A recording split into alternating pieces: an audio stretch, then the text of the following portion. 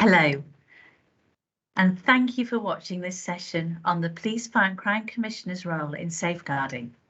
I'm Zoe Metcalfe, the Police, Fire and Crime Commissioner for North Yorkshire and York, and apologies I was unable to deliver this session in person as planned.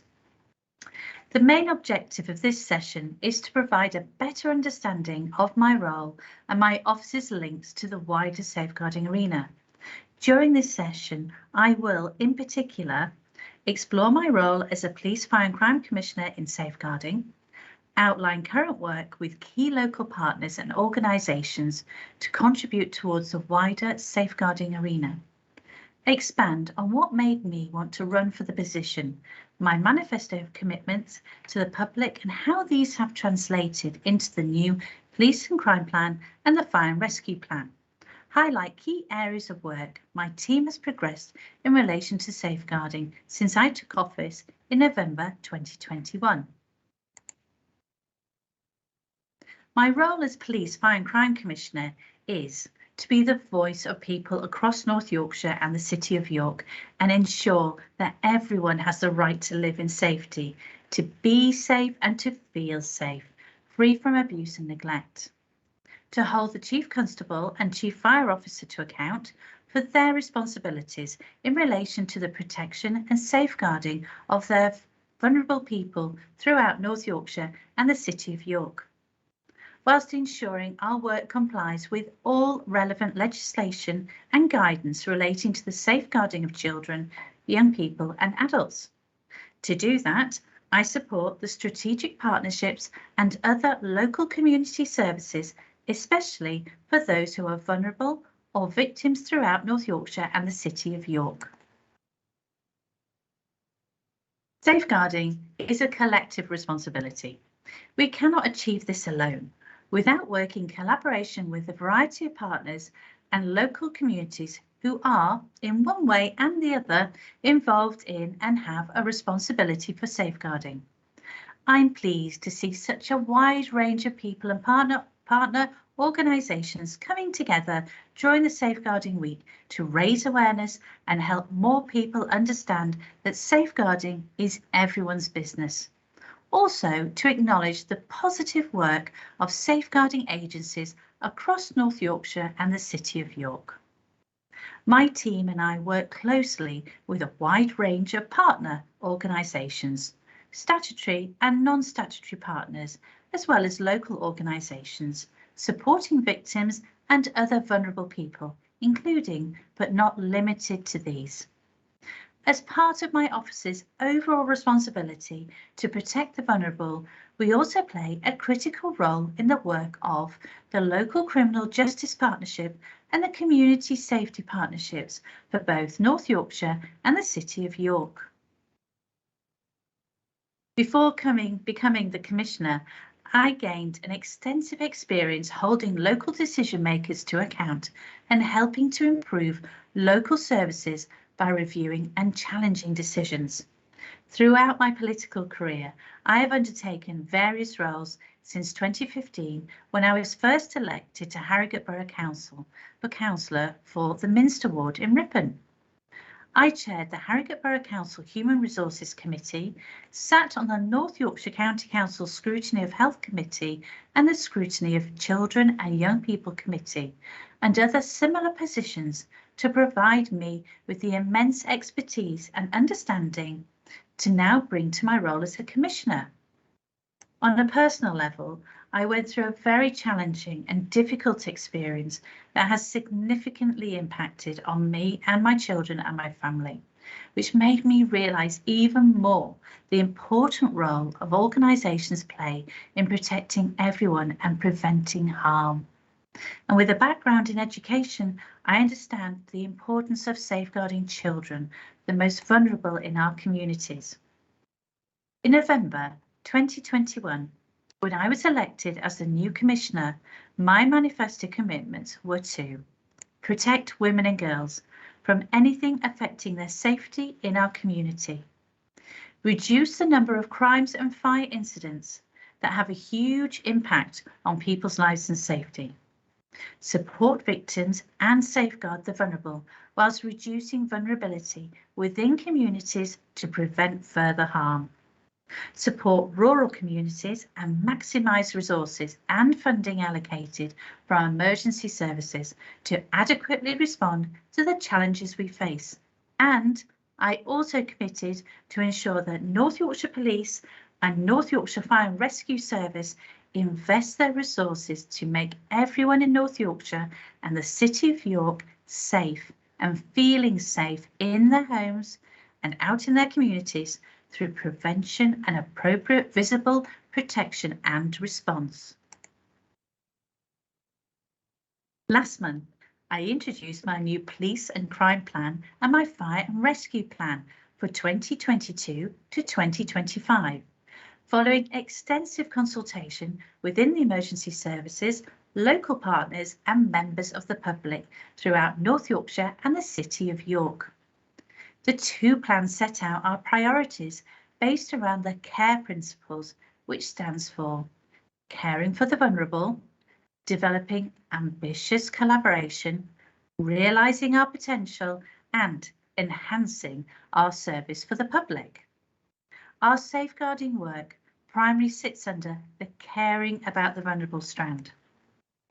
Vulnerability has many different forms and many different impacts, whether due to age, disability, adverse childhood experiences, exploitation, abuse, mental health or isolation. As a victim or a perpetrator, it is vital we care about the people with whom we interact, whatever the reason for that interaction. To do so, my priorities will be to, number one, make all women and girls safer in their homes and in their communities, as I promised in my manifesto. 2, embed compassion for victims and the vulnerable who must feel listened to and understood so they can be confident in the services. 3, prevent harm before it happens through the expansion of the Public Safety Service, taking a public health approach to identify and resolve underlying individual and societal causes and cross-sector contributing issues such as mental health.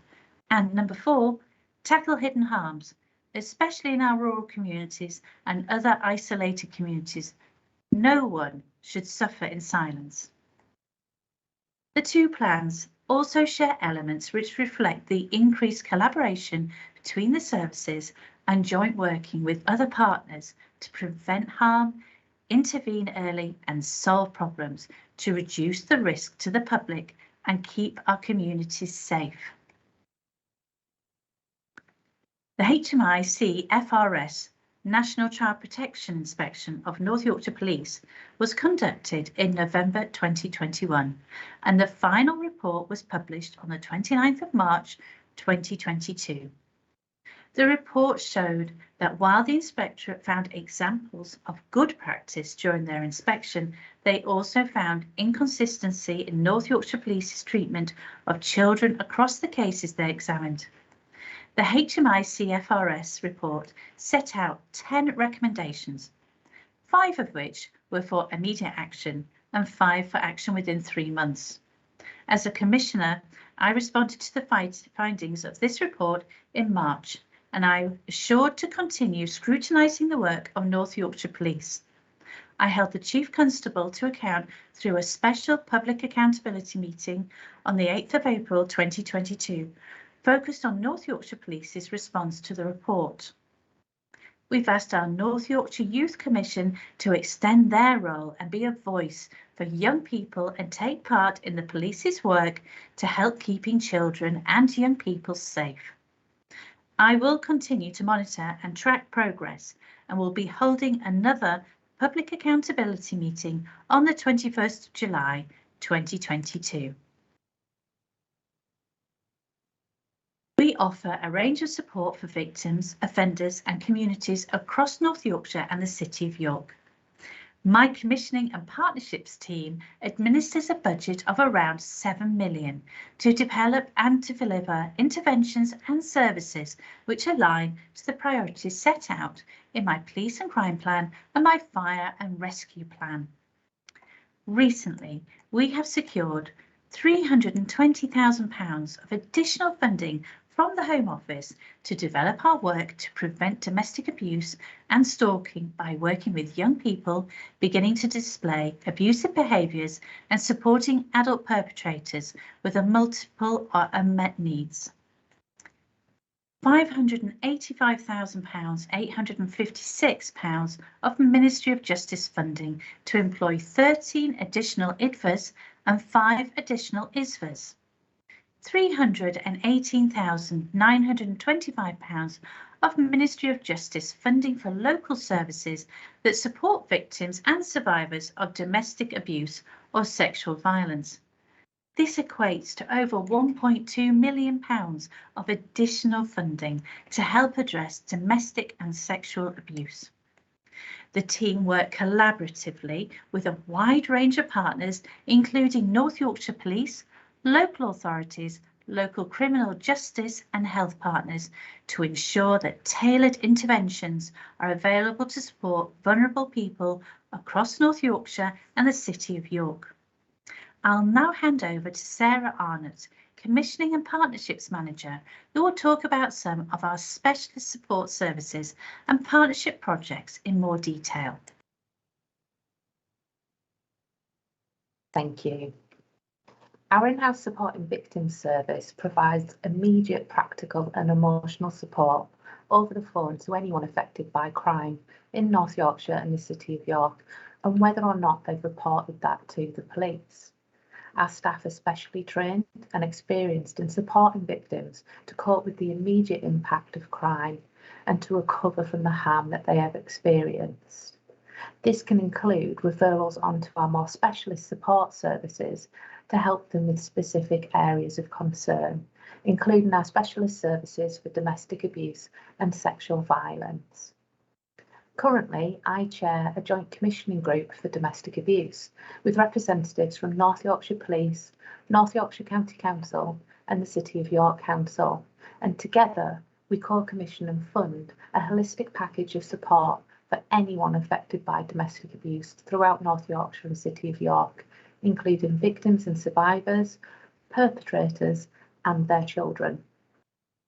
More recently, we've commissioned the development of a whole family approach to domestic abuse, which provides specialist support to children and young people aged 10 to 16 years living in households where domestic abuse occurs between their family members.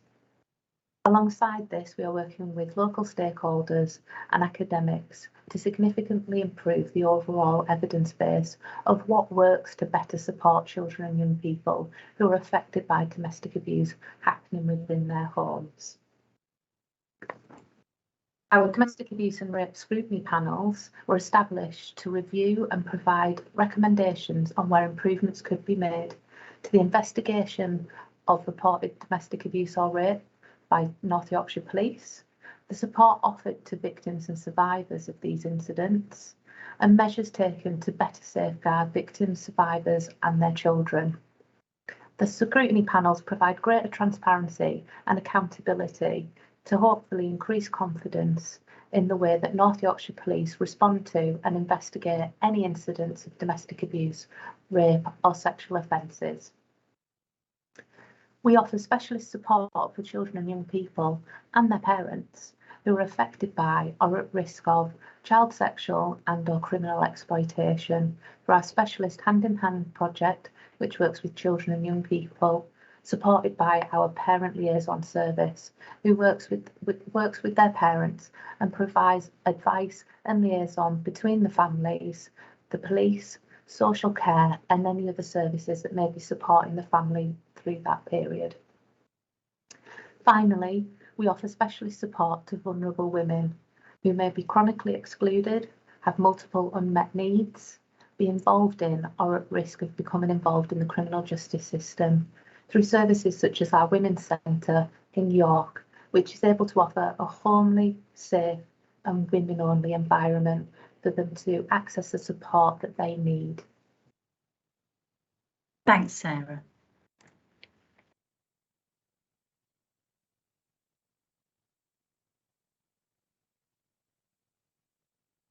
More recently, work is now underway to create a new Victims Centre, just outside York, Assault Referral Centre for adults, and Child Sexual Assault Assessment Service, and a dedicated video recorded interview suite, plus a second separate video recorded interview suite for other vulnerable victims and witnesses.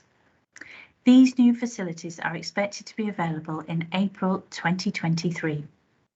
The purpose of a SARC is to coordinate and simplify the pathway for all victims of rape and sexual assault to access wider healthcare, social care and criminal justice services to support them to recover, heal and rebuild their lives, as well as an improved criminal justice outcomes. SARC is typically provided three main elements: immediate healthcare, forensic medical examinations to collect and record any evidence, visually recorded interviews supported by achieving best evidence guidelines. I'll hand over to Sarah again to say a bit more about our new Victims Centre. Thank you. The new Victims Centre will allow us to achieve a number of outcomes for victims and witnesses, including ensuring that our SARC and CSAS facilities are able to meet the new UCAS forensic accreditation requirements, ensuring that we are providing the most suitable and forensically sound premises, improve the overall experience of all victims and witnesses using these facilities, providing a much nicer environment for them to visit, increasing the availability of fully accessible facilities, as the building will be fully accessible for anybody with mobility needs. We're able to offer larger office spaces and dedicated staff facilities such as showers and changing rooms for our staff working within the Victims Centre. And we will support North Yorkshire Police and their officers in achieving best evidence when interviewing vulnerable victims and witnesses by helping them feel more assured and comfortable in the new welcoming environment. Finally, the centre offers us the potential to accommodate additional complementary support services for victims, which is in line with the Commissioner's overall mandate for increasing the availability of support services. Thanks, Sarah.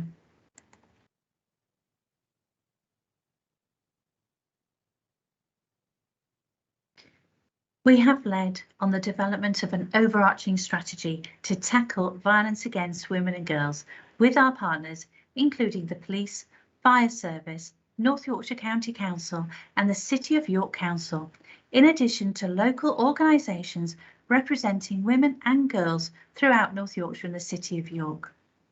The voices of women and girls are central to the strategy, and extensive consultation was undertaken through victim and survivor focus groups and an online survey completed by over 330 respondents.